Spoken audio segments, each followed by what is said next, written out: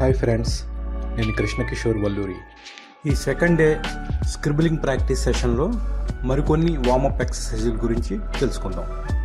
అందరికీ వచ్చే మరొక డౌట్, వాళ్ళు వార్మప్ ప్రాక్టీస్కి ఎలాంటి మెటీరియల్ కావాలి అన్నది. వార్మప్ ప్రాక్టీస్కి ఓన్లీ పెన్సిల్, ఒక స్క్రిబ్లింగ్ బుక్ ఉంటే సరిపోతుంది.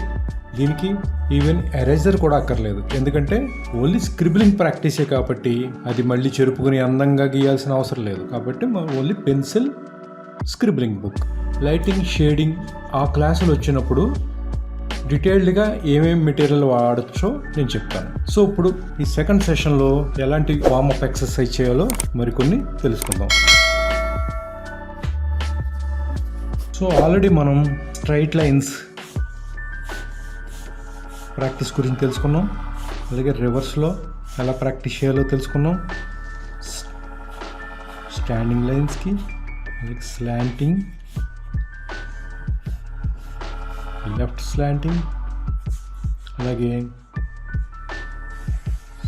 Circle practising, oval practising, same clockwise ఇలా వీటి గురించి తెలుసుకున్నాం కదా.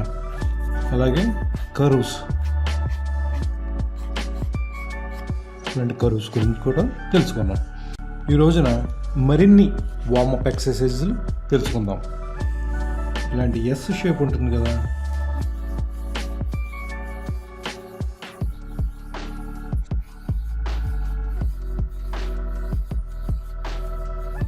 అలా ఎన్నిసార్లు అయినా మనం ట్రేస్ చేయొచ్చు. మనకి చెయ్యి బాగా ఫ్రీగా మూవ్ అవుతుంది.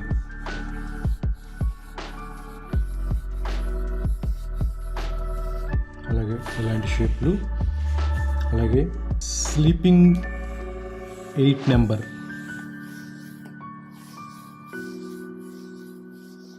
అలాగే రివర్స్లో. సో ఇవన్నీ ప్రాక్టీస్ చేయడం వల్ల మన చెయ్యి ఎటైనా సరే చాలా ఫ్రీగా, హాయిగా మూవ్ అవుతుంది. అలాగే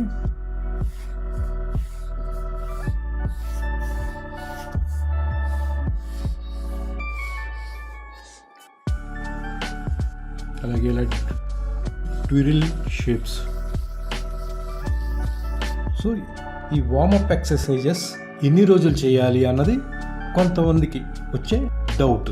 అయితే ఎన్ని రోజులు చేయాలి? 1 మంతా, 2 మంత్సా, 6 మంత్సా, 1 ఇయర్?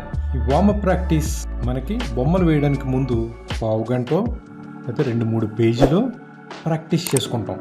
సో మనకి లైఫ్ లాంగ్ బొమ్మలు వేసినంత కాలం ఈ వార్మప్ ప్రాక్టీస్ చేస్తే మనకి చాలా ఫ్రీగా, కమాండింగ్గా మనం బొమ్మలు గీయగలుగుతాం. సో అందుకోసం బొమ్మలు వచ్చేసాయి అని వదిలేకుండా దీన్ని ఎప్పటికీ ఫస్ట్ ఒక 1/2 గంట ఈ ప్రాక్టీస్ చేసి నెక్స్ట్ బొమ్మలు గీయడం బిగించేస్తే ఇది మీకు చాలా యూజ్ఫుల్ అవుతుంది. ఈ స్క్రిబ్లింగ్ ప్రాక్టీస్ వల్ల మన చెయ్యి ఫ్రీగా తిరగడమే కాకుండా మనం గీసే బొమ్మల్లో లైన్స్ అన్ని కూడా ఎంతో బ్యూటిఫుల్గా వస్తాయి.